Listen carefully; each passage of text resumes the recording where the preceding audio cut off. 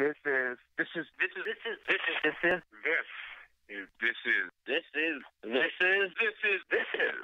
is the local music revolution. The local music revolution. The local music revolution. The local music revolution. The local music revolution. The local music revolution.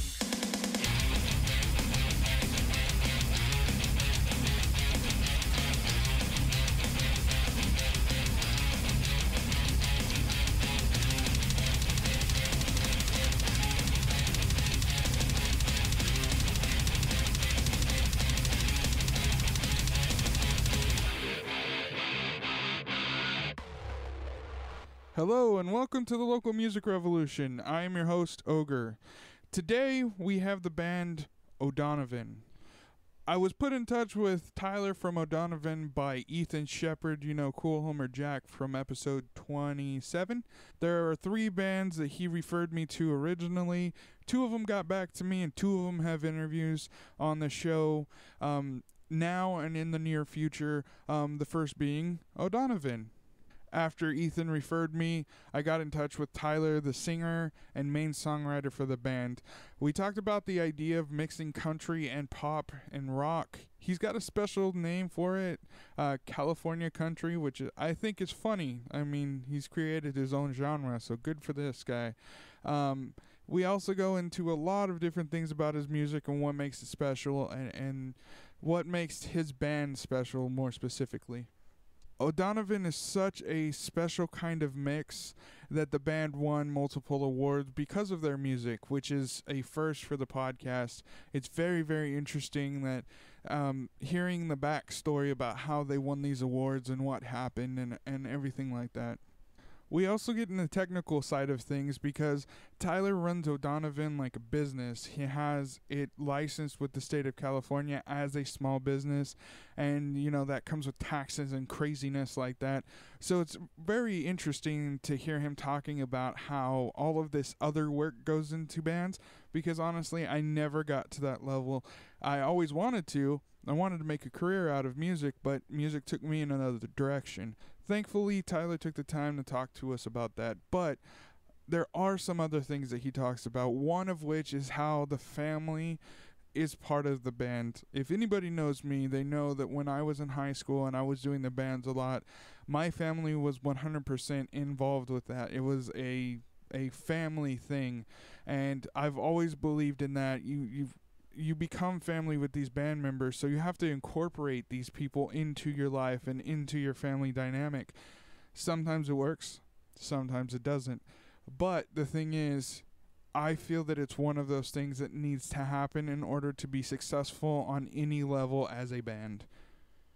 Tyler talks about his side of the family dynamic in his music, and that's very cool because I haven't talked to anybody in that respect. And it's very interesting to see how things develop when you involve your family. Before we get too much further, I just want to take the opportunity to thank you for listening. Everybody that has been listening and come on board and been part of this podcast has been phenomenal. Thank you guys so very much for being part of it. I want to thank Stringjoy. As you guys know, Stringjoy is a sponsor of the podcast. Thank you to Scott and everybody at Stringjoy. They are fantastic. They work with the artists. They work with me to get you guys a listener discount and everything like that. So I have to thank them for being such a phenomenal company, and they're right on the head trying to make it very, very good product that goes straight to the musician. If you're looking for a guitar string company that will work with you on getting custom sizes, custom gauges, or just experimenting kind of like I do in my studio, Stringjoy is actually one of the best that I've found so far. They make their own strings. They ship them straight to you from the factory. There's no waiting in a facility until you buy them. It's straight from the factory to you. Go to stringjoy.com to go and check out their strings. They currently have acoustic, electric guitar, and bass strings available. They have tension-based sets, and you can customize your order with specific gauges if that's what you want to do. Scott and everybody there will work with you on getting the best gauges for your custom set. If you have problems with them, you can talk to them and they will go and they will work with you until you find the strings that you are looking for. When you got the strings you're looking for and you're at checkout, enter the promo code LOCAL, that's LOCAL, and you will get a discount for being one of my awesome listeners. Again, that is stringjoy.com. You can also find them on Facebook, Twitter, and Instagram at stringjoystaff. If for some crazy reason you want to get a hold of the podcast, you can do it in several different ways. There's facebook.com/thelocalmusicrevolution. There's Twitter at TLMR podcast. There is the Instagram for the podcast at The Local Music Revolution. And, of course, there is the WordPress where everything is run. That is what I update the most. So, if you go to thelocalmusicrevolution.wordpress.com, that's where you will find all of the information pertaining to the podcast. It's updated regularly. All the information hits there before it hits anywhere else. All right, so we got the contact information out of the way. So, here's the deal. Last week was very special. The podcast had its 30th episode, which most podcasts don't go past 8. The ones that get a little bit more serious don't get past 20. There's very few percentage that actually gets to where I'm at now with this podcast. It's all thanks to all of the local bands that find interest in what I'm doing, and it's for all of the listeners that have been listening. So thank you for that. The Facebook for the Local Music Revolution has actually gotten to over 400 likes, so thank you guys very much. The Twitter has gotten over 300 likes, so thank you guys very much. I cannot express how amazing this is that you guys have been backing me. I just, from the bottom of my heart, thank you so much for making this such a great ride. It's been such a blast, and I cannot wait to continue it and get all of these current episodes out so you guys can hear all of these amazing acts.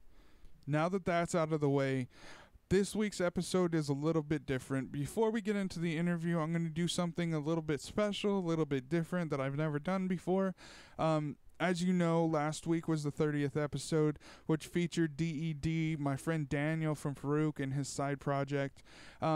He contacted me in the middle of the week before I got a hold of him, and he wanted to come on and talk about the tour and how his touring was. So, right now I'm going to play that little interview. It's only about 15 minutes, but it's his recap of the tour that he was just on. So here it is. This is Daniel from Farouk and his side project, DED. All right, so I'm here with Daniel D.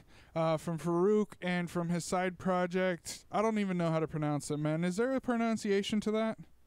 Just DED. All right, DED.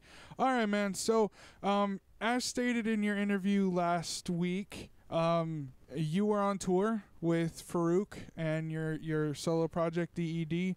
You're on this week. I want to know about it. How was it? What'd you guys do, and how was the turnout for your tour? Right on. Well, I wanted to start by saying thank you for having me back. Thank you. It's always awesome talking to you. And also, I'm coming to you live and direct from the corner of Blackstone and Herndon right now. We were on with our good friends in Maya Over Eyes, who actually put us on the tour through Jacob with Provision Touring.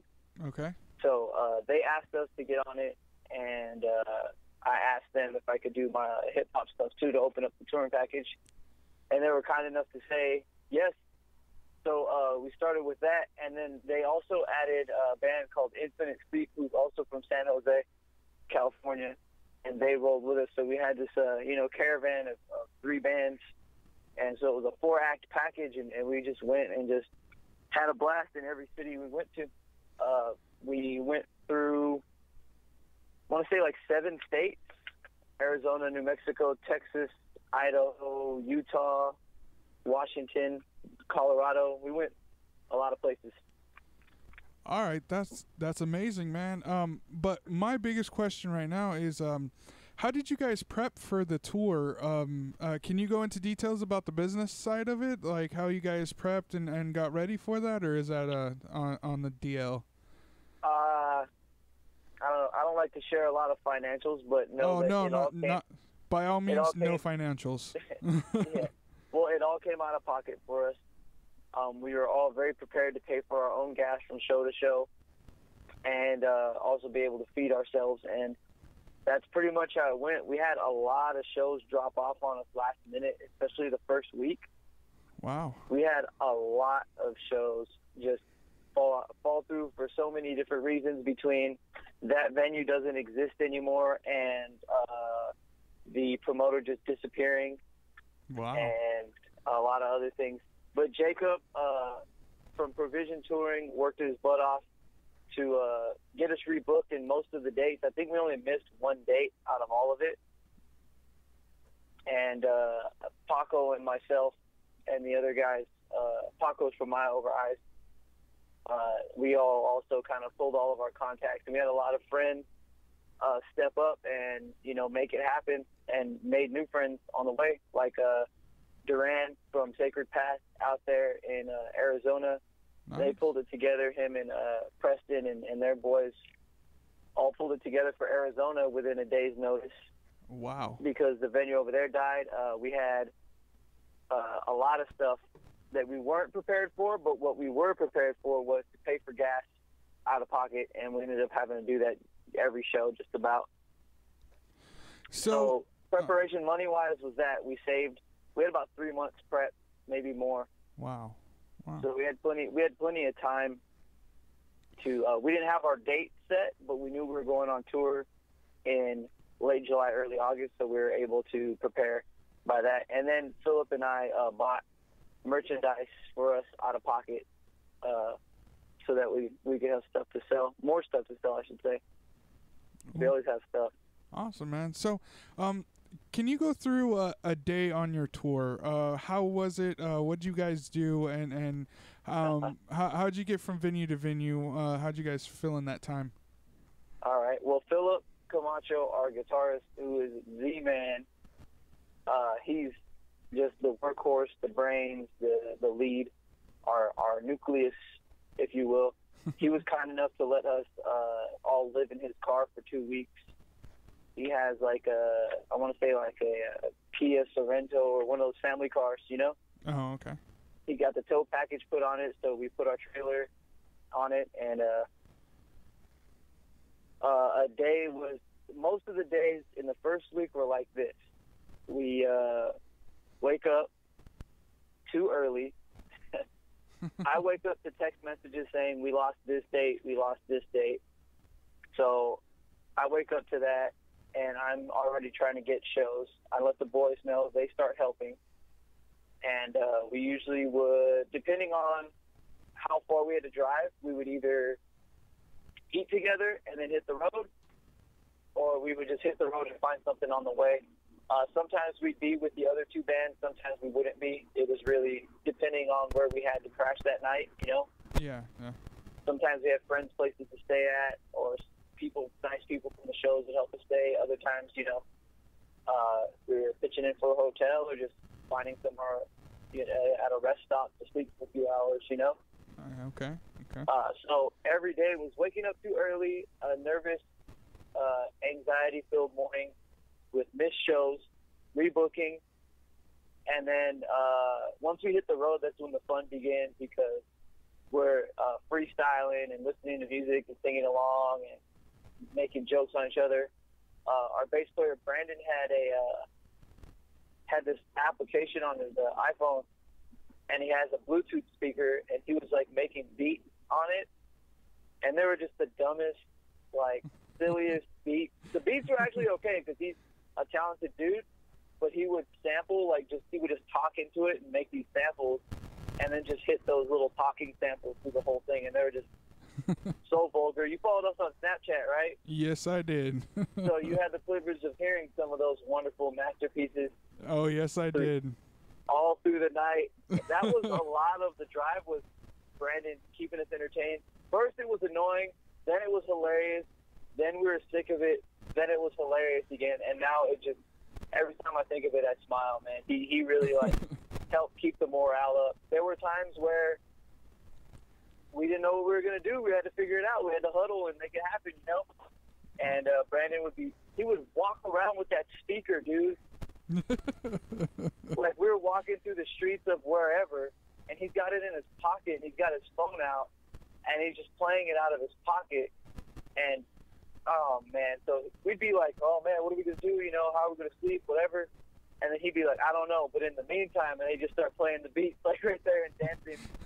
And that was a lot of the tour, was traveling. We had a lot of days between when we left Van Nuys, California. Thank you to Ellie out there in Van Nuys who set us up. When we left there, we went to Arizona, which is about 6 hours. We had a free day there because our show that day had fallen through. And then we played Arizona the next day. Our Texas show fell through. So we ended up El Paso, from Phoenix to El Paso is maybe, I want to say, between 4 and 6 hours. Wow. El Paso fell through. Jacob was able to get us a show at a bar in Lubbock, Texas. Now, Lubbock, Texas is about 11 hours from Phoenix, Arizona, where we had just played.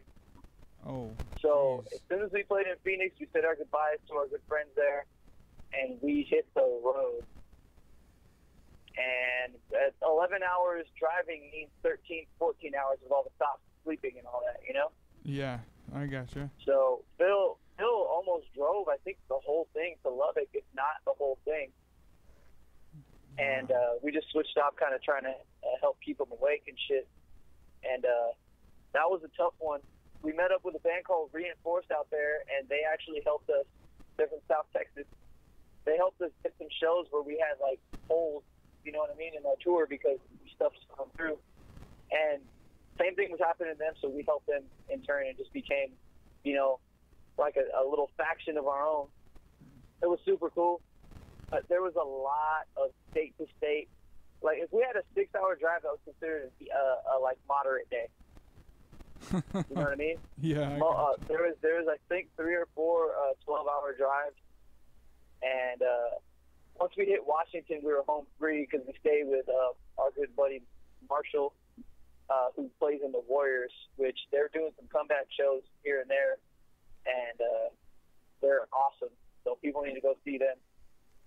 He let us stay when we played in Spokane, and then Jacob is from I want to say Bremerton area. So when we played Bremerton, we stayed with him, and then Tacoma was another 12-hour drive. But Jeez, there was a man. lot of driving by Phil Camacho, and he is the man. He got us through it safely and quickly. And Phil for president, like I said last time, man.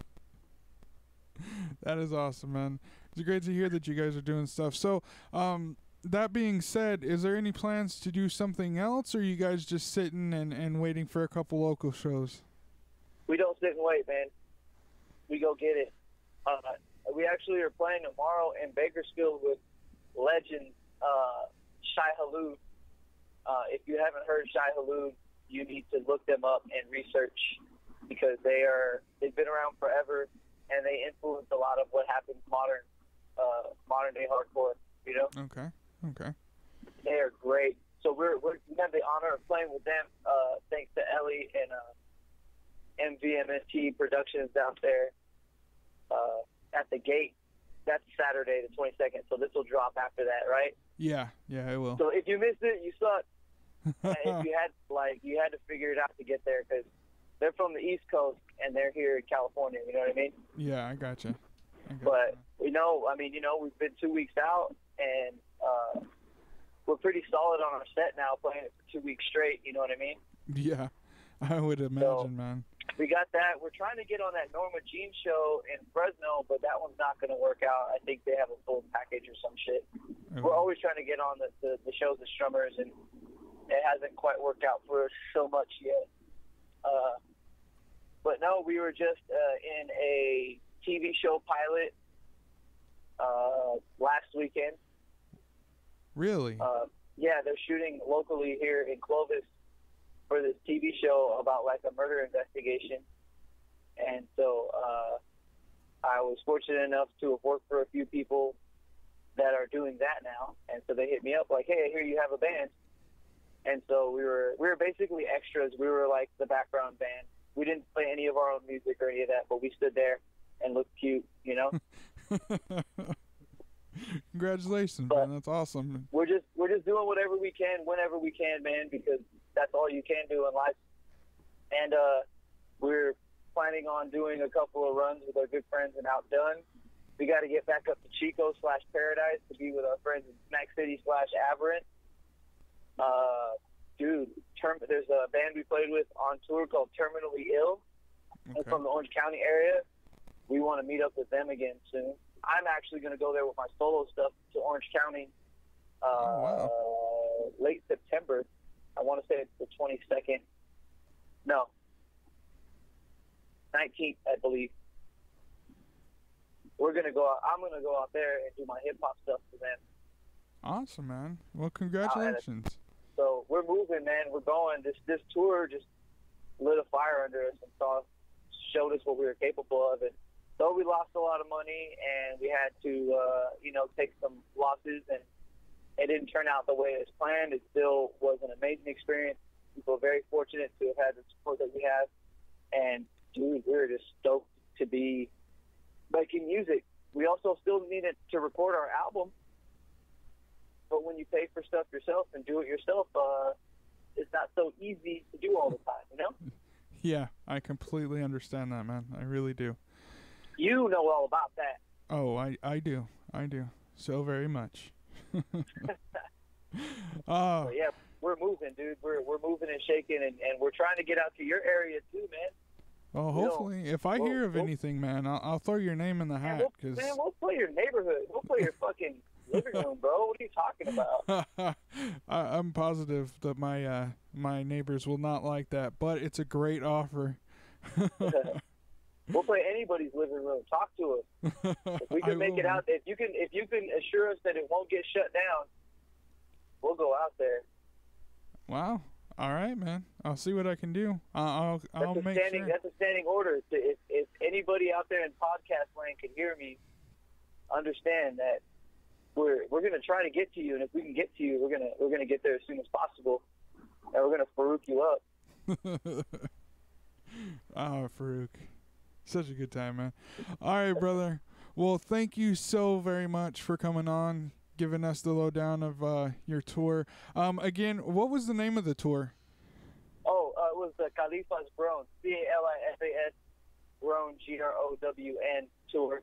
Actually, if you look up that hashtag, Khalifa's Grown Tour, just like I spelled it, on Instagram, you'll see a bunch of our pictures and videos. Awesome. And the other bands, too, Infinite Sleep and My Over Eyes. Awesome. I will do that. Yeah, it's a lot of fun. I'm still posting stuff. I've got tons of video, too, from the tour, live sets and random shenanigans in between. I actually had a little fake GoPro that I took out on tour with us, and I kept it in a sock because I didn't want it to get messed up. I had it in the case, but I kept it in the sock so the lens wouldn't get scratched. Ooh. And because I was sitting there bored one day, I made a socko out of it. So I was pulling socko out on people too on the tour, because you have to do that sometimes, to let people know you mean business. No kidding, man. That's amazing. Damn, man. Well, thank you again so much for being back on the show. I'm really happy for you guys, man. You guys are doing great things, and I had a blast following you guys on Snapchat and all the social media. You guys were really doing it. You guys kept me, going through a few nights here and there when I needed to laugh. So thank you. You guys kept us going on Snapchat too. You were keeping me and Phil awake. All that, man, that was huge for people. Like, we needed that bad. All right, brother. Well, thank you again, and congratulations for everything, man. You're more than welcome to come back anytime you want to talk. All right, brother. Hey, man, you call me and let's make it happen. Congratulations to you for what are you up to now? How many followers? How many likes? You are episode 30, which is a monumental one. Facebook is now at 400 likes, and Twitter is over 300. So there's people listening, man. There is, and it's incredible. We're moving, baby. We're moving. Yeah, we are, man. And I can't do it without people like you, man. So thank you so much. Hey, we can't do it without people like you, man. If you don't get us over the air, then, we can't reach new people, and that's what we really want is eyes and ears. So thank you on behalf of myself, Farouk, and anybody that hasn't thanked you yet is tripping, because you rule, dude. Thank you very much, brother. I will be talking to you very, very soon, man. Much appreciated. You have a good one, all right? You too, brother. All right. Farouk loves you, baby. That was Daniel from Farouk in DED. As you heard, he just went on tour, talked about it a little bit. Thank you so much, Daniel, for coming on the show and talking about your experience. It's wonderful to see that you guys are making waves, and I'm so happy that you guys are making that headway. Congratulations, guys. And now there's nothing left to say, nothing left to do. This is Odonovan. We're live. And I'm here with Tyler from Odonovan. How are you doing, man? I'm doing well. How are you doing? I am doing very well. Thank you very much for asking. So let's jump right into this. It's just you on the phone today. So who are we missing, and what are your guys' functions in the band? Well, you're talking to me. I'm the lead singer / songwriter, producer, rhythm guitar player. My little brother, Benjamin Bundy, he plays the drums. And, by the way, my name's Tyler Bundy. Forgot to mention that. My brother Benjamin plays the drums. And my friend Jesse Baker plays the lead guitar. And Jake May plays the bass and does the backup vocals for the band. That is awesome, man. So how did you guys come together and form the band? Well, it's actually kind of funny. I wrote a song a while ago. We started about 2 years ago, and I wrote a song, and I recorded it in my kitchen. And I got a message from these people that did this pool fundraiser in Creston, where we live. And I did the song, I recorded it myself, played every instrument, put it out on the web, and they heard it, and they wanted me to play it live at this pool fundraiser. And I was like, oh, that's great. And they're like, yeah, just bring your band and you can play it live. And the band actually did not exist at this point. It was just me recording some stuff in the kitchen, And so then I'm like, oh, well, crap, I got to get a band now to put together to play this show that I've already promised to play. So I worked at Budweiser at the time, stocking beer. And my friend Jake, I went to high school with, and he actually was a bread delivery guy, and he plays guitar. And I said, hey, dude, so I'm kind of in a pickle here. I recorded this song with the whole band, but I did all the music, and I don't have musicians to play the song. So I need a bass player. Would you mind playing the bass? And he's like, well, I've never played the bass. I do guitar, but yeah, sure, I'll try playing the bass. So he bought a cheap bass. And he said he would practice, and my brother, was a drummer, and he's always, drummed. So I just had him get on the drums for this one show.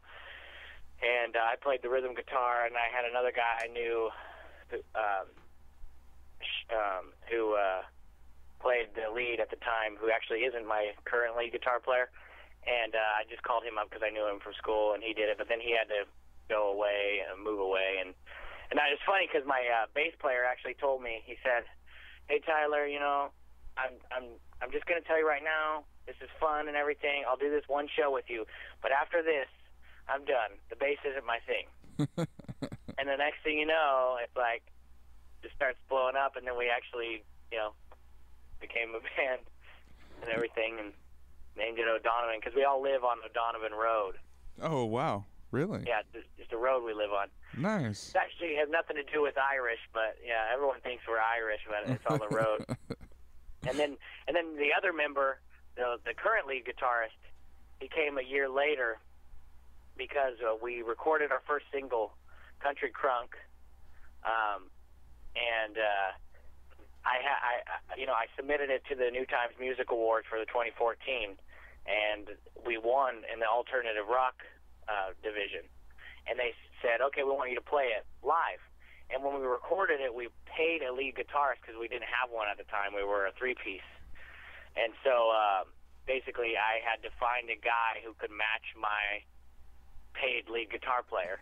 And I ran into a guy called me up, an old friend who worked at Pepsi when I worked at Budweiser, who I ran into all the time, and he said he'd play the song and do one show with me, kind of like the bass player did. And then after that, he kept going, and now we're a four-piece and got all the moving parts.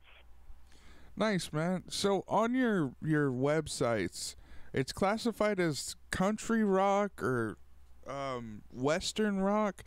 Can you explain what that is and how you came about that sound? Yeah, it's we call it CaliCountry, California country. We notice that music gets put in a box. You know, like if you're a country band, you got to be the twangy country band. You know, if you're a rock band, you got to be the rock band. And we kind of, you know, we definitely cross over to the point where no one really has, in my opinion, yet. You know, and it's California country is what I say, and I always say, you know, everyone says that the true country boys are in the South.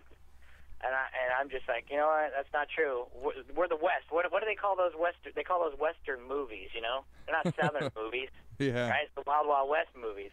So that's what I say. We're from the West. We're California country, and you know, pretty soon, I always keep saying, pretty soon, everybody will know. Everybody will know. So what were the influences to actually create this sound that you've got in this band? Well, actually, kind of interesting is I grew up listening to Christian music. Oh wow! And there's a couple Christian bands that are like, I listen to hard rock Christian bands like Skillet, 1,000 Foot Crutch, Red. I mean, like definitely on the heavier side. But my lifestyle was country. You know, I go outside and we have a bunch of horses, you know, chickens, all that stuff. So I kind of incorporated the mindset and thought and feeling of being a country boy with the sound of a hard rock group from listening to these. My big influences growing up with these hard rock Christian groups. So you listen to Christian rock. I'm a decent fan of Skillet. 1,000 Foot Crutch I haven't really gotten into. Red, it's hit and miss, but the one Christian band, and I will fight people on this, that I love so very much is Demon Hunter. Have you heard of them? Yes, I have heard of Demon Hunter. Demon Hunter's one of them, yeah. Demon Hunter. Demon Hunter's one of them. I heard them in 2002, and I found out they were Christian rock, and I was like, if this is what Christian rock is, then sign me up, because this is just incredible. And yeah. Me and my wife, I mean, we got the last CD last year, and me and my wife will be driving around town just blasting that out of the car. Yeah, they're awesome. I mean, that's definitely on the heavier side of it. Like I didn't take much of that. That's not much I really incorporated in Odonovan per se, because it's kind of on the. I do like I like writing what I want to write, but I want it to appeal. You know, I know what will be okay in society or like to the masses. What will be the biggest seller? You know what I mean? Yeah. So that's kind of what I eventually I do want to make a living, like doing this. You know. Yeah. And you know, so it's like I like hard rock. But I know that some people it's a little intimidating to, so I kind of soften it up a little bit. You know, I don't change like who I am. I do love Demon Hunter. You're right; they're a great band. Well, the southern rock that you were talking about, it really is. It's a mixture of all the good things that are rock and their mellow elements too. Yeah. So, what are your rock influences to get that mellow side? I like Chris Daughtry a lot. I like if we're gonna go a little bit older. Well, you know, it's actually kind of funny. I actually like the Beach Boys a lot too. So it's kind of weird, yeah. I enjoy. I don't know if you'd say. Well, okay, you know the band Stained. Yep. Aaron Lewis. Like, I like his softer. He's got like a really soothing voice, and I like that. Like, I love his softer stuff. I mean, I like the harder stuff too, but definitely that kind of, like, it gives you that. I don't know. It just gives you that good feeling, and the guitars are going, and they got just deep string picking and the smooth voice, but it kind of has that whiskey, sound to it. Yeah, I got you, man. Yeah, I actually my favorite band is Pantera. My favorite. Oh, band, really? Yeah, all time is Pantera. It has been like Vinnie Paul is the reason why I play drums and I got into music. So I love Pantera, and like they crossed over after Dime passed away. They crossed over with like Rebel meets Rebel. There you go. And it was David Allan Coe and Pantera, and they did this country thing, and I had never actually sat down and listened to country before, and I heard that, and I was like, oh my gosh, this is great, So it's really, it is marketable. It's really good to have that. So, I'm sorry, I lost my train of thought there. No biggie. Jesus. Sorry, man. No problem. So it is marketable and everything. Talking about the mixture and how it's marketable or whatever. Yeah. I'm sorry, man. Your favorite band, Pantera. Trying to help you out, but all right, so it is marketable and everything, and that's what you're trying to do. So what is the writing process for this kind of music? Do you actually have to pick and choose the parts and the elements that you put in, or is it just something natural that comes along? The first thing that comes is usually it's a thought, like, it's like, or a statement that somebody says, like, man, let me just, like, I was thinking, okay, for country crunk, it's like, I hear rap songs and everyone's like, "Oh, get crunk," you know what I mean? Yeah. And I'm like, well, what is that? So I look it up, and it means go crazy, to have a crazy good time or party or whatever. And I'm like, well, country could have that in it too. So I'm like, I'm gonna write a song called Country Crunk, and I wrote the whole song based around country crunk. But I start with the chorus. I make the chorus first, and I build it around this hook of country crunk, right? Because I want my chorus, I'm going to be repeating it like 3 times, and I want it to be something that really sinks in. Because if I have a crappy chorus, then the whole song is just going to fall apart. So I make my solid chorus, and I'm like, this is the chorus I want. This is the chorus that people are going to relate to and love and will make them have a good time. And then I build my verses around it.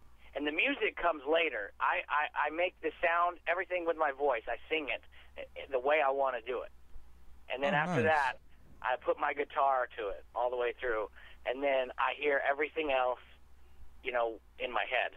And then I get the band together, and I'm like, hey, you do this. I want something like this, I tell all of them. And I tell the bass player, I want something kind of like this, or a deeper thing, or this here. And then I'll go over to my lead guitar player, and it just depends. It's like, okay, I want it to be kind of jumpy, party, I just tell them, like, more mellow. It just depends, whatever it is. If it's like I wrote a recent one called Brothers in Arms, for the military men and women. And I'm like, okay, I need a patriotic lead guitar here. I hear it, and these guys are so good to where I say my vision, and they'll do it. They'll make it happen. And then it's like, all right, cool, we got that song. That is awesome, man. That is truly awesome that you found band members you can do that with.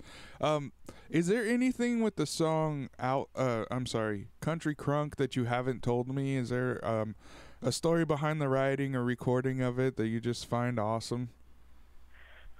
Well, as far as the recording goes, remember how I told you we didn't have a lead guitar player at the time? Yeah. The guy that actually is on it recording, his name is Tim Pierce. They call him the session master. He's one of the best guitar players in the world. And we went to L.A., the Jungle Room Music Studios, and recorded it there. from a guy. His name is Brian Reeves, a sound engineer, and he actually mastered and mixed the whole album. He's a multi-platinum sound engineer. He did Billy Idol. Wow. He did actually a lot of pop stars and stuff. And so I'm really blessed to have him. But yeah, it was the first song we did. He gave it to me, or told me, offered to take me down there and have us do it. And we paid the lead guitar player. So that song is a little bit different than the others in that sense. That we went down to LA for that one. All the other ones we did in Paso. He mastered and mixed all of it. But that was the first single. That was the one. That was basically the one that got people interested. Awesome, man. That's great. Right now we'll play Country Crunk.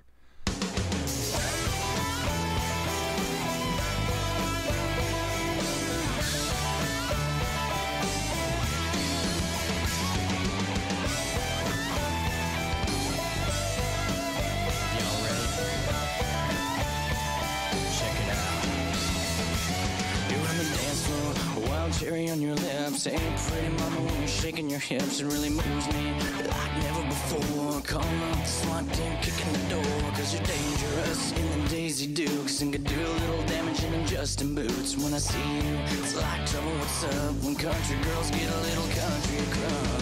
You shake it, I'll shake my fist, there ain't no party like this. Now put your rock fist up, gonna get a little country crunk. You can't go home alone, it's just the start of the show.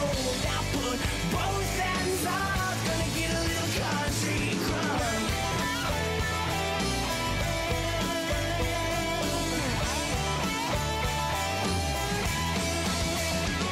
You're getting crazy, a little brown-eyed child, and nothing in your way to keep from going wild. And you're dancing, and you're singing along to the words and the beat of a country song. Yeah, you're lawless, but I never see flawless. So damn smart, you're like a fountain of knowledge, and you're reckless. But that's okay, cause the party doesn't stop till I leave the stage.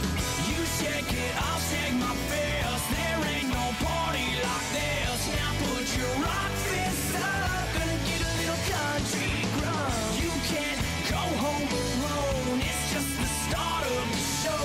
Now put both hands up, gonna get a little country crunk. There ain't nothing wrong with just having some fun.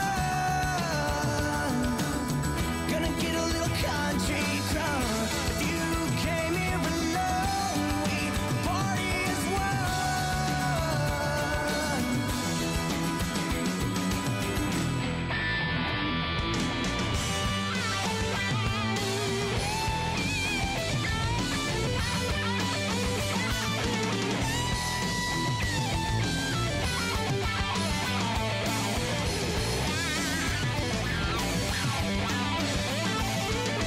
You shake it, I'll shake my fist, there ain't no party like this. Now put your rock fists up, gonna get a little country crunk. You can't go home alone, it's just the start of the show.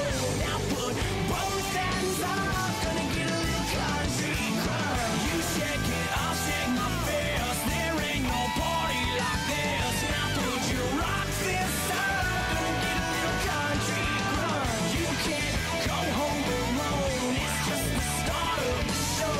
Now put both hands up, gonna get a little country crunk.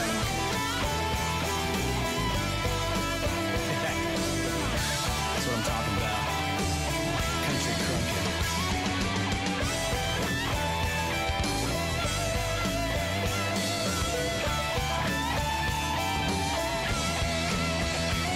You're on the dance floor. And that was Jeez, man, what is it today? Take two. And that was Country Crunk. All right, so you were talking about working with a platinum producer. Is there any stories that you can tell, or anything that you learned that you just were amazed by while working with this gentleman? Yeah, he's extremely talented. I mean, he's one of those guys, like, he doesn't even listen to the radio, because songs on the radio, they irritate him, because he hears problems in professionally mixed songs that, he doesn't care. You know, he doesn't care if they've won this award or were number one for whatever. It's like he's so everything has to be perfect, or he doesn't even like it. It's almost off-putting at times. You almost feel like, gosh, this guy's a snob. You know what I mean? Yeah, yeah. But it's just because he's done it for years. I mean, the guy's like 57 years old. He's been doing it forever. He owns his own music studio. He has a bunch of gold and platinum records hanging on his wall. You know, I mean, he's been through the best. He knows what it takes, and it's just crazy. And I actually did learn a lot of things from him. I mean, when I was about 12, I met him, and he, you know, I didn't know all this stuff about him. It was back when I was, you know, just trying to play my acoustic guitar and figure out the songwriting thing. And someone told me, you know, who he was and what he did, so I wanted to show him my stuff. So he scheduled a meeting for me to meet him and play some songs for him. And I went over to his house, and I played like 12 songs, and he just sat quietly and listened to all the songs I played. And then after I was done, I was kind of looking at him, and I was just like, okay, so what do you think of that? And he looked at me, and he said, well, Tyler, one of the songs is almost ready. And I'm thinking, what the hell are you talking about? It pissed me off. You know, I was 12 or whatever, but I'm thinking I got some good stuff, you know. And he told me all the problems with it. He said, you know, you wrote this, and he's like, and this, you know, this, if you're trying to relate to people and you want people to understand this story, that's too personal for them to understand, like certain statements and things. And he told me, he's like, here's what you need to do. You need to listen to songs on the radio, but not when you're driving your car. You need to sit down for hours and just listen to music and listen to lyrics and listen to what works. And, you know, and you'll hear what will, you know, what is basically acceptable and, you know, what people will relate to. And you'll understand, like, how to become a better songwriter and this and that. And he also told me that when you're writing songs, you have to have your structure. You have to have a formula to doing it. You can't just, you know, you're not just going to write 3 verses and then do a chorus and then do 3 verses and then do, you know, some random guitar thing. And, you know, you got to have a formula to where people don't get bored, where it's not too much of the same thing. And, I mean, I never realized how complicated this stuff could be. Yeah. And I got really irritated and upset with him. And I told myself, I'm like, I'm going to go home, and I'm going to show this guy that I can do this. And that, you know, I'm going to prove him wrong, basically. But really all I did was prove him right. I started listening to everything he said. I started practicing with a metronome, which I never did before. And he said, you know, you got to practice within a metronome. Otherwise, you know, you'll lag or you'll go too fast when you're singing songs. And at first I thought it was all stupidity. But now it's like, I don't know, it's like he's given me some of the best advice I ever could have gotten from anybody ever or ever will get. I mean, the guy is truly amazing. That's awesome, man. So you mentioned using the metronome, and that's an argument between musicians. Most self-taught musicians do not use metronomes, or if they do, it's really later on after it's been forever and they're stuck in their ways. There's an argument for it and against it. Apparently you do use the metronome. So, yeah, like, how has it helped you with your writing process? Well, with the writing process, it's not necessarily the writing, like the words that it's helped me with. It's more so my rhythm guitar playing, because if you'll notice, and you probably definitely do, a lot of songwriters that play guitar, acoustic guitar or whatever, they don't have the right rhythm. Sometimes they'll go too long or strum too much, or you know what I'm talking about. They'll skip up a little bit, or yeah. I mean, I don't really know any songwriters. I mean, I met like 2 or 3 that can actually do it and keep the tempo right and keep it going. And you know, most people, like people that just listen, they don't understand that. You know what I mean? Yeah. But musicians all hear that. You know, and then people, if it's with a band, you can't play with the band, if you can't follow a metronome, I mean, in my opinion, because that's all the drums is just more elaborate metronome, So if you're just an acoustic guy and you think you got all this great stuff, and then you can't play to a metronome, no band will be able to follow you because you're going to be doing different things every time, or going too fast or going too slow. So I mean, it's helped me a lot working with other people. I can just get with anybody. It's like, oh, what are the chords, and I'll know when to play them, because of the metronome and the time and this and that. So it just helped a lot with a lot of things. So yeah, I'm pro metronome.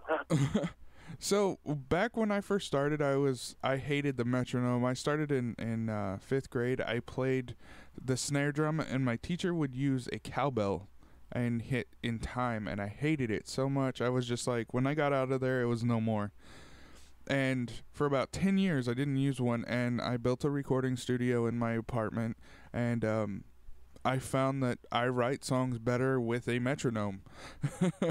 Oh, really? Yeah, it's easier to piece things together. I mean, if you're a one-man band, then yeah, it's a lot easier to figure out, I'm going to play this verse and it's going to be on time. That's one less thing I have to worry about, kind of deal. Yeah. But have you actually ever experienced songs where the metronome was a hindrance? Like there was just a flow to the song when you weren't playing the metronome that you didn't get when the metronome was on? Sometimes. What do you mean? Like if I'm trying to record and I'm using it, does it make it harder for me to be able to play it while I'm listening to it, or do you mean Well, there's some songs that I've played that it just, the metronome hinders the flow of the song. There's an ebb and flow to this particular song that the metronome just kind of stiffens up, and it just doesn't feel right. It feels, out of tune, kind of deal. Yeah. Have you ever had that experience go on? The only time I can think about something like that is if I want to have a really slow, kind of a song that affects people emotionally, where you're kind of living in the moment, of that song.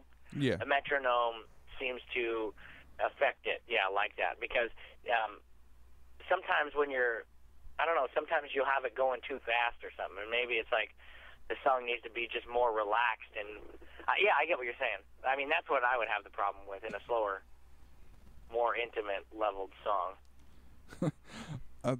That's awesome, man. It's really nice to actually talk to somebody that's pro metronome. I haven't had this conversation in a long time. Thank you for entertaining the idea to talk about this. Oh yeah, no problem. Thank you for talking to me. Oh, by the way, I appreciate it. You calling me up, doing this interview. It's really nice. Thanks. Don't worry about it, man. It's all about you right now. I promise. But can you tell me about the song Outlaw? Is there any fun facts or information about that song? Outlaw is a song I co-wrote with a great friend of mine since since he was born. He's a couple years younger than me. And we wrote it, I wrote it when I was, 17. He was spending the night at my house. We were just hanging out. It was 3 o'clock in the morning, and we're just like, dude, let's write a badass song about a guy who's too bad for the girl, and he knows it from his perspective, where it's she's too good for me, she's too great, you know what I mean? I can't bring her down, basically, and that's what we wrote it about. And a couple hours later, we had the song ready to go. Nice. And then years later, I recorded it. So, but it was a good song with him. Probably one of the better projects I've done, I think, still to this day. People, whenever we play it, that's the one they want to hear. So that's why I decided this is what we're going to title the album after, Outlaw. Nice, man. This is Outlaw.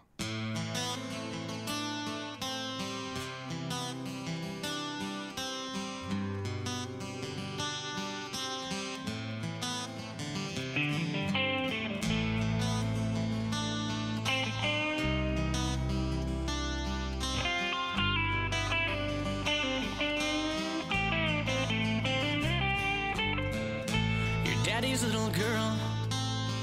God knows I'll break your heart if you let me in. I don't wanna take that risk. Your lipstick stain on the glass as you're sipping red wine. Man, you got real class.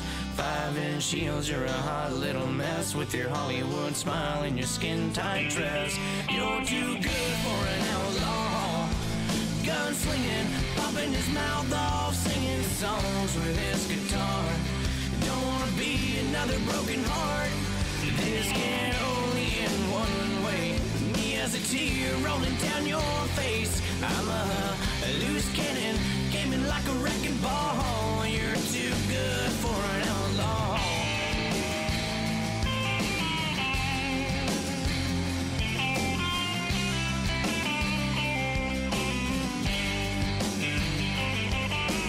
Romeo ain't got no truck. If I'm your knight in shining armor, you're shit out of luck. I got a 44 mag up in the cab, and I'm swigging honey whiskey straight from the flask. You got tan lines and I got scars. Your ribbons and pearls, and I'm bearing arms.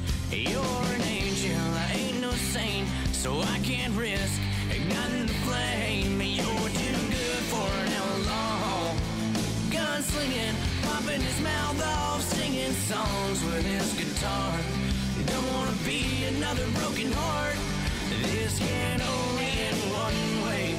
Me as a tear rolling down your face. I'm a loose cannon, gaming like a wrecking ball. You're too good for an outlaw.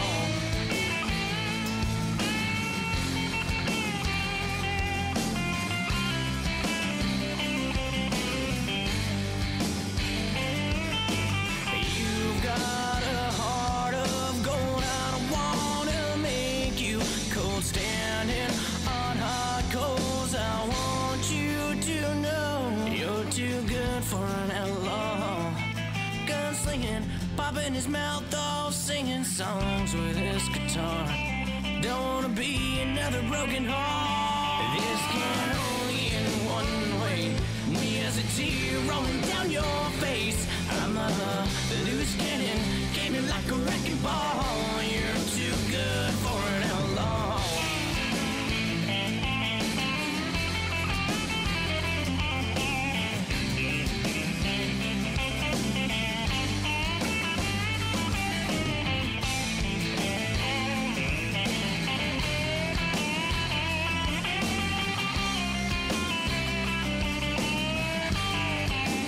And I'm an outlaw. And that was Outlaw. So did you record that initially, or did you remember it for all those years before you recorded this version? I remember all of them. Wow. Good Yeah, for you. I have an 80-song catalog, Jeez. and I just remember all of them. I actually don't even write songs down until after I've had them in my head for a while. Because I used to write everything down. And then my thought was, well, you know what? If I can't remember this song, then it was never that good enough in the first place. Wow. So what I do is I play the guitar, I sing the song. If I remember it, then it's worth it. So I have them all written down now and everything, but I didn't record it initially or any of that. I just remember, I go back to that time in my head, and they're all just in there. So Good for you, man. That's incredible. I couldn't do that. That's not in my repertoire. thanks, All right, this is Outlaw. All right, man. So how are you feeling so far? dude, I'm feeling great. This is awesome. All right, awesome. Thank you very much. Is there anything you want to talk about in this next segment? Let's see. No, I can't think of anything directly. Maybe I could talk about, I don't know. You kind of like want a subject, right, to like start on or something? No, it's just if you have something that you like pressing that you want people to know, then let me know. We can talk about that. We have 2 more segments, and then we'll be done. So if something does come up, I mean, just go with it. I mean, I didn't really plan that whole metronome thing. It's just you said that, and I was like, I was actually having an argument with one of my my songwriter friends about that. So, Really? yeah, he will not play to a metronome at all. He says that it's too robotic. I'm like, it's a freaking metronome. Just groove to it. It's not hard. Yeah. Well, the thing about it is it's like you kind of the metronome. I mean, if you want to be taken seriously, like I hated all this stuff too. Yeah. But in the world of all these musicians, if you want to be taken seriously, you can't be the guy that's off the tempo, or you know what I mean? Yeah. So that's what my thing is, and it's I don't know. It's just I don't want to be like a joke to anybody. Yeah, I completely understand, and it just the reason why I went in there, like I said, is just I was having that argument with one of my friends, and it's nice to talk to somebody that actually does use a metronome. Yeah, I use a metronome. I mean, and I noticed like with a lot of like local bands, I always listen to it, and I'm just like, man, if you guys would have used a metronome, you guys would be awesome. Yeah, exactly. I mean, you will not hear a song that's on the radio or anything. I mean, I know some guys say, oh, I don't want to do this. I don't want to be famous or whatever. Well, it's like, well, don't you want to just do what you love to do and not have to work every day? You know what I mean? Yeah, man, I would love that. There's a game you got to play, and the metronome, it makes things smoother, and it makes it perfect, So why would you want to not do that? Like whenever I hear a band and I hear them without the metronome, I'll know, and I'm just like, oh man, you guys have such a cool sound, but no one will. Somebody will, like if you got some producer or something coming by and they listen to that, they're gonna hear that and they're gonna be like, oh well. They're almost good enough, but not quite, and I don't want any things like that to get in the way. So. Yeah, I completely understand that, man. And like I said, I tried writing my own music without a metronome, and I feel that it fell short. And oh, really? Maybe yeah. I'll try that.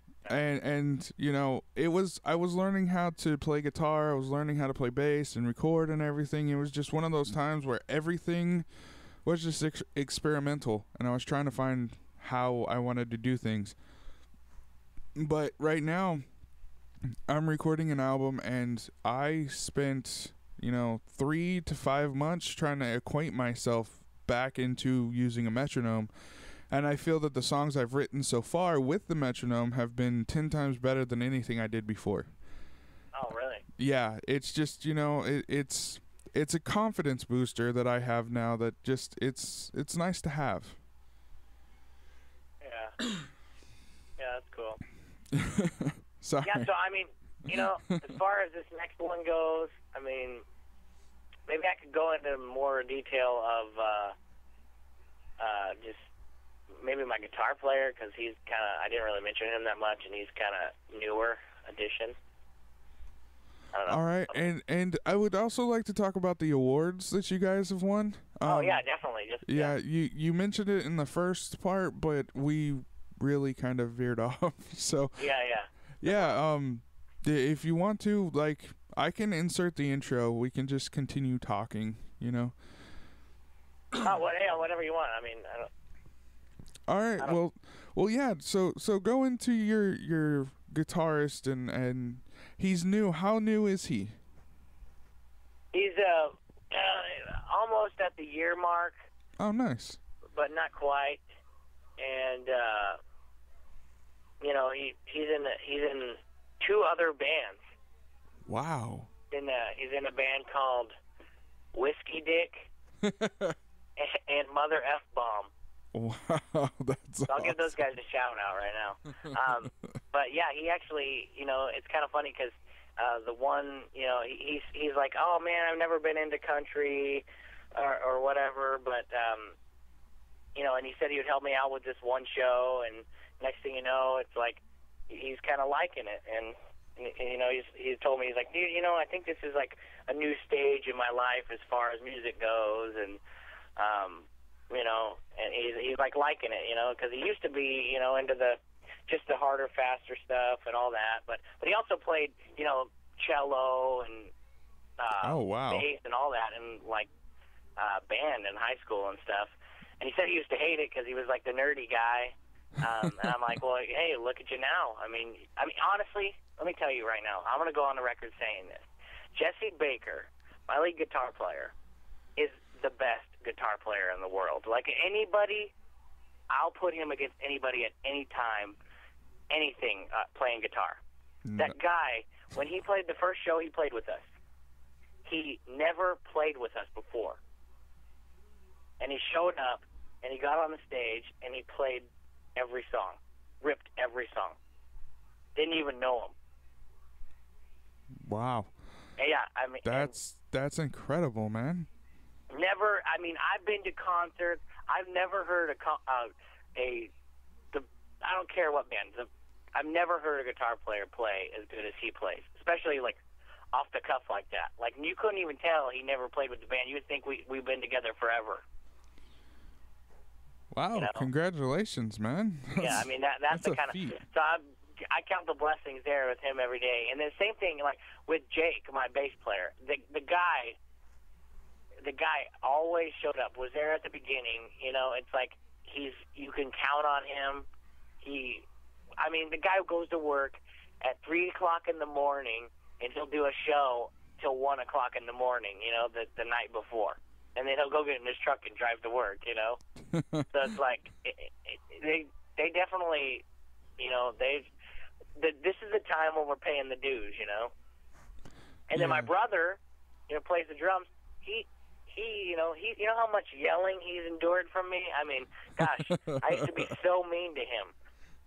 You know, and I mean sometimes I still am. We get in the biggest fights, but you know he deals with my crap all the time. Because, you know, he's kind of different than the other guys. Because the other guys, you know, it's like, oh, hey, you guys want to practice today? With him, he's my younger brother. So I'm like, hey, get your ass on the drums. We're doing a practice right now. And he's just like, okay, you know. Like, doesn't matter if he doesn't want to because, you know, I'm like, oh, we're doing it.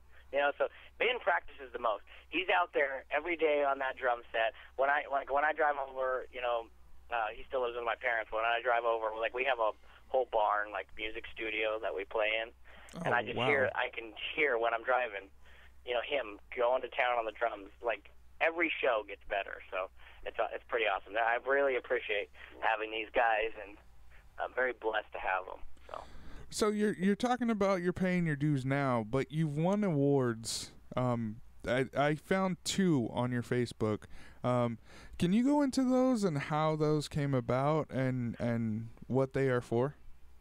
Yeah, the first one is the New Rock 107.3 Best Band on the Central Coast 2014, and that actually was kind of an accident how we came about that one. It was actually like a big battle of the bands thing that they had. This is actually before we had the lead guitar player. It was just when we were a 3-piece. Oh, nice. And we got a call from the owner of the ranch who was putting on the big battle of the bands competition. And he called me up, and he's like, hey, you know, I need a band. One of the bands dropped out of the Battle of the Bands. Will you guys come do it tomorrow? And I was like, yeah, sure, okay. So we showed up, played, and we beat this band, the Dave Miller Band, which is actually a couple older guys. Actually, the keyboard player is the keyboard player from Pink. Wow. And U2. What? That's great. Yeah, so and the drummer is like a studio drummer. They're like all studio musicians. The guitar player is phenomenal. And I remember watching them because they went on before us, and we were doing our first battle against them. And I remember watching them play and just seeing how crazy they were and looking over. My grandpa was there, and I look over at my grandpa, and I'm just like, oh, shit. These guys are amazing. What are we going to do? We're going to look like little kids up there playing instruments. So I got the guys. I called them into the bathroom, you know, because it's all quiet in the bathroom, you know. I tell them, I'm like, okay, you hear that band out there? They are awesome. I don't care what you have to do, but we got to try and match that, even though we've never matched that before in our lives. So the next thing you know, we go out there, and we play, and we edged them out. And then the next time, it was like the it was like the final battle, like where all the winners of all the different things came and played.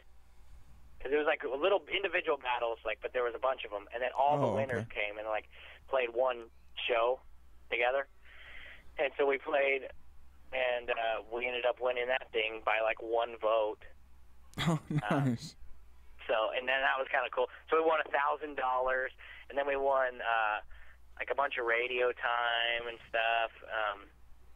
So that was pretty cool, and like some certificate says like best band on the Central Coast. And then the second award was when we recorded the Country Crunk, and we just sent it to them. You like submit it via the internet, and we got a call back saying, "Hey, you guys already won the alternative rock 2014 best best song of the year. So we want you to come play it with all the other different genres, because like they had the country best song, the pop best song, the folk best song, whatever, and they have all these people that come and won, and they have you come play like a few songs or whatever." And actually, it's kind of cool because we got put on the New Times Music Awards 2014 album, and we were actually the first. Our song is the first song on the album of like 25 songs. So. Wow! Congratulations, man. That was awesome to hear. It was pretty cool. And then it was kind of weird because the guy that sponsored the whole album, he came up to me afterwards and he was like, "Hey," he's like, "I just wanted to let you know, I sponsored this whole thing," and he's like, he's like, you guys are going places or whatever, and you don't want to let your head get too fat when somebody tells you that, but it's nice to hear every once in a while. Yeah, it is something great to hear, especially when people are hearing your music. It's a great thing. Yeah, but as far as like what I said when I said we're paying our dues, it's like even though you win the awards or whatever, it's still it's hard. Like you'll play for anything. You know how it is when you're a musician. It's like, oh, you want to play here? It's like, sure. And then they're like, what's your price? And then you say your price, and they're like, oh, I can't do that. And then you say half your price, and then they're like, oh, that's a little too steep still. And then they're like, how about I give you a cheeseburger and free drink? And then you're like, yeah, sounds good. Yeah. So you know how it is. Yeah, some people just don't understand the worth of music. I mean, Yeah. Drums don't buy themselves. I know, no kidding. And like all our equipment, we got a bunch of JBL speakers we haul and set up, and it takes like hours to set up before we even go. And then it's like, next thing you know, it's like, oh, here's $20 each, because after you spread it out, it's like it's between 4 guys. Plus, it's like this is a legitimate business I own. Like Odonovan is actually, everything's all copywritten and whatever. I own the domain and all that, so I got to pay taxes every year for it. So it's like kind of crazy. And it kind of sucks when you're not really making any money, but you got to do what you got to do, right? If you want it to happen, you got to lose some money before you can make some. And that's not really what it's all about, anyways. I just love doing it.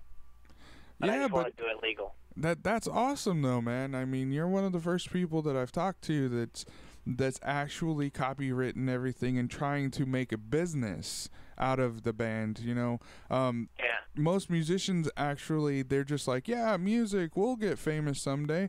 But sometimes they don't understand that you actually do have to have business sense to be in the music business.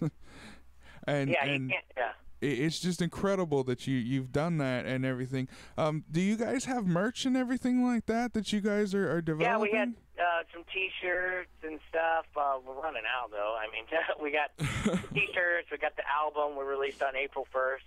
Actually, released it on April 1st because if I didn't get all my packages in, I would say, oh, April Fool's, just kidding.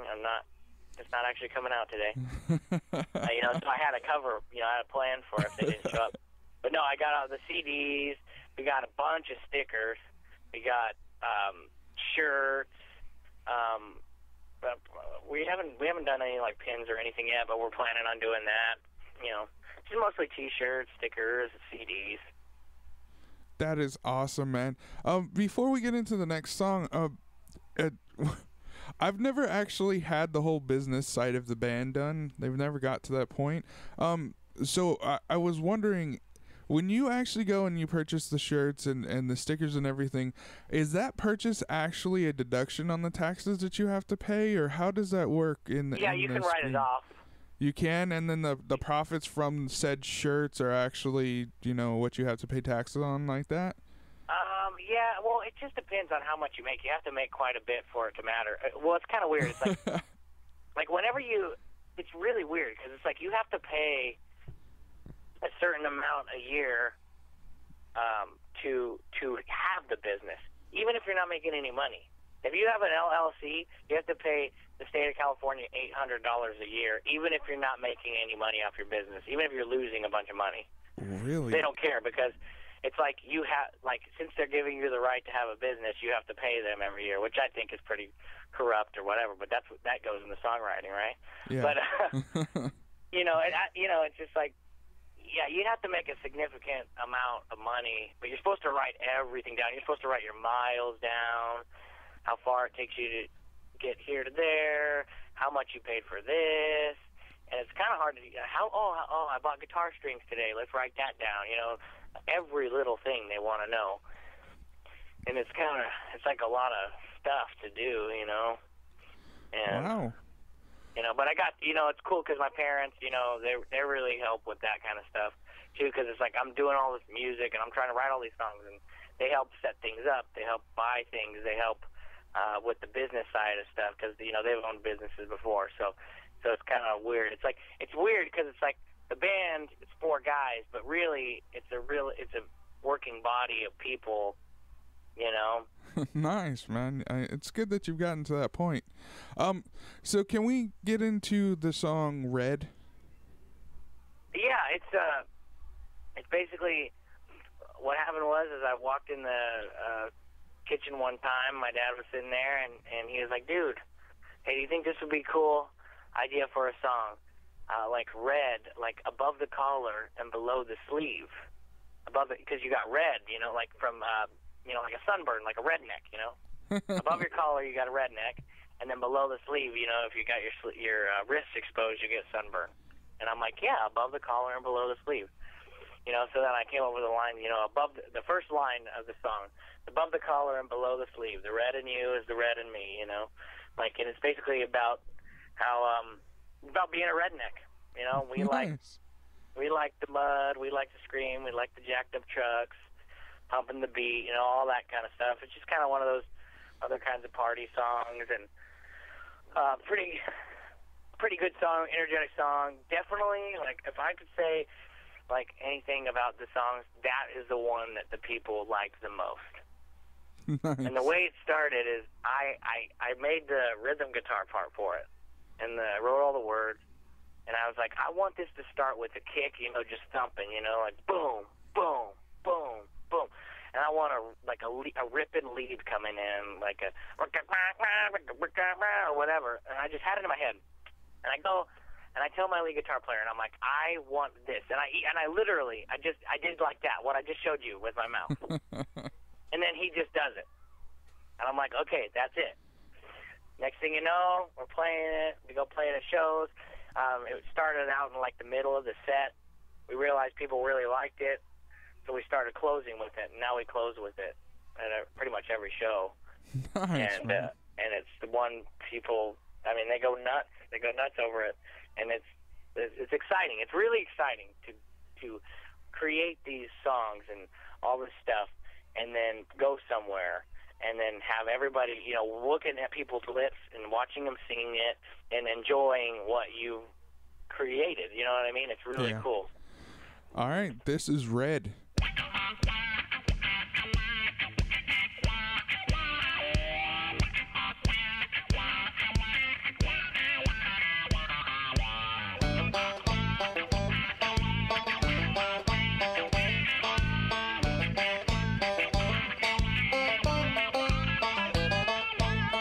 Above the collar and below the sleeve, the red in you is the red in me. Like an insane machete without the sheath. Start a spark, light a fire, can control the heat. Yeah, ice cold beer in the sky. Now turn it up, little bit of feel-good time. And a solo got the girls like the music, and the guys like the girls, just living in a redneck world. We like the mud, we like to scream, got the jacked up trucks pumping the beat with a little bit of boom, boom, bang, bang. And the smoky bars, guitars, they rock the twang. Yeah, we come in all shapes and sizes. Bacardi at the party makes for surprises. And you wake up with the pounding in your head. Red.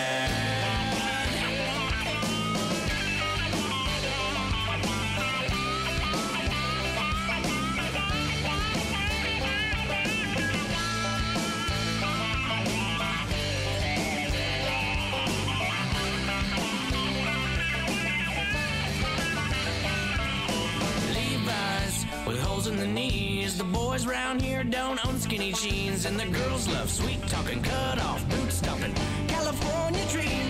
We like the mud, we like to scream, got the jacked up trucks pumping the beat with a little bit of boom, boom, bang, bang, and the smoky bars, guitars, they rock the twang. Yeah, we come in all shapes and sizes. Bacardi at the party makes for surprises, and you wake up with the pounding in your head.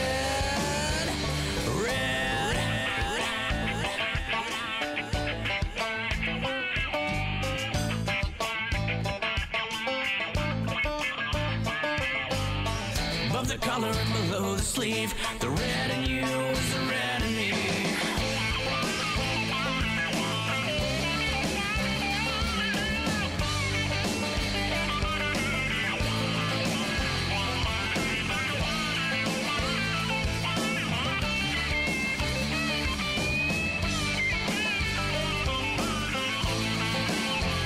We like the mud, we like to scream, got the jacked up trucks bumping the beat with a little bit of boom, boom, bang, bang. And the smoky bars, guitars, they rock the twang. Yeah, we come in all shapes and sizes. Bacardi at the party makes for surprises, and you wake up with the pounding in your head. Red. And that was Red.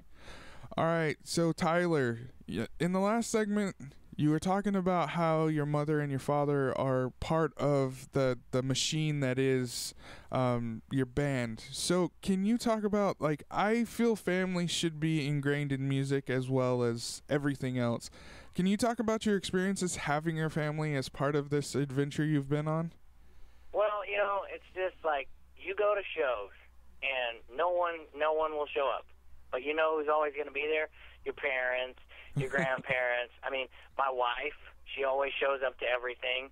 She, when she can, when she's not working, she puts up with me on a daily basis and my crazy mind, because I honestly think there has to be some mental instability to be able to do this, because you just don't. All I think about is writing songs. Like, I think about other things too, but it's always in the back of my mind. Whenever something happens, it's like, oh, there's a song, and there's this and that, and it's like these people, my parents, my grandparents, my wife, my brother. He's in the band, but he's been dealing with it too forever. This is just who I am. It's like they're always there. They deal with who you are, and like, I can't tell you how many times I'll be driving somewhere with my wife Jordan, and she'll be like telling me something, and I'll be like humming or a new tune for a new song I'm writing, and not even realizing it while I'm driving, while we're talking. And she'll be like, "Are you really humming right now? Are you writing a song right now in your head?" Like, you better not be writing a song while I'm trying to tell you this thing. And I'm just like, oh my gosh, I am, but I'm not even thinking about it. You know what I mean? It's just like what I'm doing while I'm driving. And so she puts up with a lot of stuff and helps with everything and deals with the craziness. And my parents have been there from day one. They got me the guitar when I was 2 years old. Oh, nice. I couldn't play it for crap. I couldn't play it for years. I couldn't sing good at all. I have recordings of my voice and like bands I was in when I was like young, and it's horrible. And they said they supported it then before it even sounded good. You know what I mean? Yeah. And it's just like if they would have rejected me then and been like, hey, stop, you're not good at it. Because honestly, sometimes I listen to this old stuff and I think that I'm just like, gosh, man, why did they let me do this? This is like torture, you know? and it's like it turned into what I do now, which, you know, hopefully it doesn't sound like torture now. But hey, you never know. I didn't think it sounded like torture back then. But maybe 20 years from now, I'll listen to the stuff I do now, and I'll be like, what the hell is going on? Yeah, I don't know. But, you know, they've just always been there, and it's really great. And, you know, I feel bad for people when it's like, you know, they'll play and, like, their family doesn't even care. Or, you know, it's like, oh, yeah, my son's in that band and whatever. They're just dumb kids or whatever. I wonder when he's going to give up that dumb dream or whatever. You know what I mean? Yeah. It's like my parents believed in me before I even did. They were the one that told me. They're like, Tyler, you need to do this because this is what you're good at doing. And I always used to be embarrassed because you know, when you're in junior high or whatever or high school, it's not cool to be the guy walking around with the guitar singing. You know, it's just not. I wanted to be, you know, like athlete and hang out with the cool kids and this and that. And I actually did that for a while, you know what I mean? And then it was just like I kind of walked away from doing music. It was something I could do, and my parents always told me, man, you need to go, you need to be playing here, you need to be doing this. And I always said, no, I'm not doing it. And then, you know, it's like I do this high school career, I wrestle, I do all the things that I thought I should have done, graduate, and I go to do this agility test for the sheriff's department, you know, to get hired, and I snapped my leg. Oh, damn. So I broke my leg, and I had MCL, ACL, meniscus, you know, I broke my femur, like my leg like completely separated. Had to get surgery. I lost my job at Budweiser because of it, you know, and, you know, I've had the knee trouble, and I haven't been able to run, and I haven't been able to lift weights or do the athletic things that I used to like to do. And so what did I have? My guitar.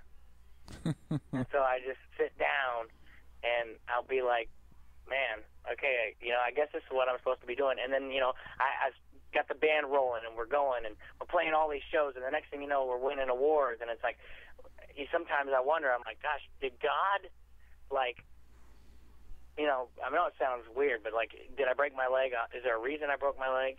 Is this what I'm supposed to be doing? And I've been rejecting it this whole time, and now it's like I was forced to do it because I can't do anything else. And then now it's like, wow, this is actually turning into something. So kind of weird. It's like been a blessing at the same time as one of the worst things that ever happened to me. And I still can't run or, you know, it's messed up. My knee's pretty messed up, but, you know, it's like, weird how things work, right? Yeah, it is, man. I personally found that I wanted to be a musician at 3, and I started hitting crap, you know, pounding on everything. Yeah, I was pounding on everything I could. I wanted to be a drummer. That's all I wanted to do. And I went through school and everything. I finally got my drum set, and as you were talking about, my mom encouraged me the entire way. She got me my first drum set, and I think it was like 2 years ago, you know, 8 years into me having the drum set, she looked at me and she goes, you know, the first month you had a drum set, you were terrible. I'm like, thank you very much for telling me now instead of then, you know. Yeah, because it would crush you. Yeah, it would. But she's been there, you know, since day one. My little brother's been there since day one. Everybody around me knows it's music first. My wife even knows, like, music's my first love, and she understands that. And you know, it's just really, really awesome to have the family-oriented, you know, music experience, because those people are the ones that are going to carry you through those hard times, because music can be extremely difficult to get through sometimes. And it's wonderful to experience that, man. And it's great to see that somebody else has that too. Yeah. But we're at the hour mark now. And right. Yeah, we got to wrap up and everything. So can you tell me how people can get a hold of you and hear the awesome music that you are making right now? go to Facebook, Odonovan Music on Facebook, ODONOVAN, Odonovanmusic.com. Our website, it's got all our shows on the home page. CD Baby, Amazon, iTunes, anything. If you type up Odonovan Outlaw, you will find our album anywhere. Nice. Reverb Nation, it's all over. So that's how you do it, and yeah. So thanks so much for having me. Awesome, man. Thank you for your time and your effort and working with me. I've really enjoyed talking to you. What you're doing is really different, and it's really awesome, and I'm so happy that I was able to talk to you about it. Thank you so much. Thank you. All right, brother. You have a good day, all right? You too. So that was Odonovan. It was great to talk with Tyler. One of my favorite parts about podcasting and the way that I do it, which is the way that works best for me, is the fact that you get to talk to people you've never met before, you get to find common ground, and then these subjects come out that you're not planning on talking about. If you can hear the raw track of the interview, you can actually hear during one of the breaks that I actually asked Tyler if it was okay if we talked about how his family played a role in his music, because nobody had actually brought that up, and it's something that I think is important, especially in music, is to have people that you trust and that people that cheer you on, and just to have that family dynamic in the band and in your surroundings. Seriously, guys, just go check out Odonovan and Tyler. They are amazing. As always, you can find the show notes for each episode on the WordPress, thelocalmusicrevolution.wordpress.com. You'll find all the information to get in contact with Odonovan and every other artist that's been on the show. You can also use the WordPress to contact me. Let me know what you think of the show. I'd love to hear what you guys have to say about the show. You can also use Facebook, facebook.com/thelocalmusicrevolution, Twitter at TLMR Podcast, and on Instagram at thelocalmusicrevolution. You want to hear more of the shows? It's easy. The Local Music Revolution is featured on iTunes, Stitcher, and I am currently working on getting all of the episodes onto YouTube. So, go to the podcast section of iTunes, look up The Local Music Revolution, will pop up. Click on the icon and subscribe. You can also rate and comment on the podcast. I'm always looking for feedback, so please, feel free. Feedback, feed away, whatever you want to call it. Just let me know what you're thinking. The podcast is also on Stitcher for all of you Android users, such as myself. I use that constantly because most of the podcasts that I listen to are on Stitcher, and it's easy to find them, easy to use, easy to listen to the episodes. Very, very simple interface. Thank you, Stitcher. The podcast is on YouTube, okay? All you have to do is search The Local Music Revolution on YouTube, and you will find the podcast. I have it in a group of all of the episodes because I may be doing some other stuff. I may not. It really depends on how things work out. But for now, I am currently loading all of the past episodes onto YouTube. I think tonight will be the last one, and I will be completely caught up, and I'll be able to start working those into the weekly releases. Until then, you just got to bear with me. Let me get this done. Speaking of this, I could not get any of this done without great support that I've gotten from the bands, the fans, and my sponsor, Stringjoy. Thank you guys so much for being part of this show. If you guys are looking for custom strings sent from the factory straight to you, no waiting around, then go to stringjoy.com. You can go get tension-based sets or custom sets of guitar strings, acoustic, and bass strings. All you have to do, go put in your information. They'll help you out find custom strings that you like, that work for what you're trying to do, and everybody's happy. Once you get to checkout, use the promo code LOCAL, LOCAL, and you'll get a discount for being a listener of the Local Music Revolution. I'm always looking for new guests to have on the show. So, if you know of any bands or solo artists or even companies that deal in music or music promotion, I am interested in interviewing them and promoting them on the podcast. Basically, all you have to do is go to thelocalmusicrevolution.wordpress.com. In the right-hand corner, there's an interview sign-up sheet. Fill out the information that is requested on the sign-up sheet. That is the information that I need to get from you anyways. It just quickens the pace of me getting you on the show, and everybody is happy. Once I have that information, I will be contacting you to try to schedule an interview. I will work with you as best as I can, but you guys got to remember, I do have a job too because I got to make ends meet.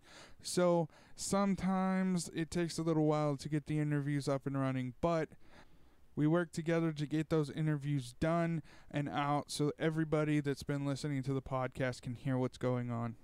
On next week's show, we have Mr. Twigonomical himself, Dr. Ink, a.k.a. Rumbum, a.k.a. a bunch of other things. This guy has a lot of nicknames.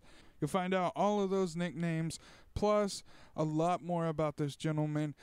Something that we didn't cover on the podcast because it actually occurred after the recording of the interview. He's been recording his new mixtape. It's going to be called Golem. It's going to be out very, very soon. Look for that because this guy is so awesome.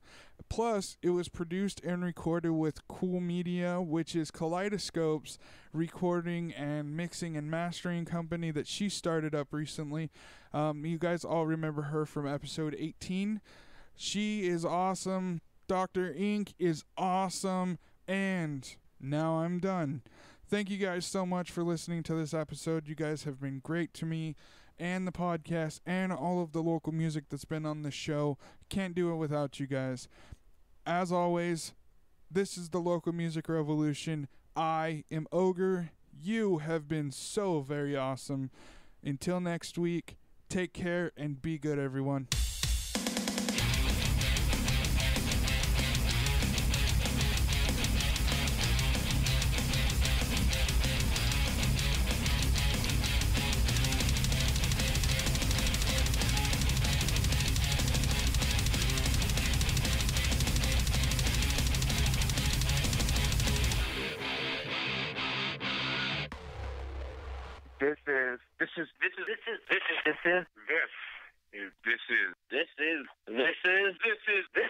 This is the Local Music Revolution. The Local Music Revolution. The Local Music Revolution. Local Music Revolution. Local Music Revolution. Local Music Revolution. Local Music Revolution.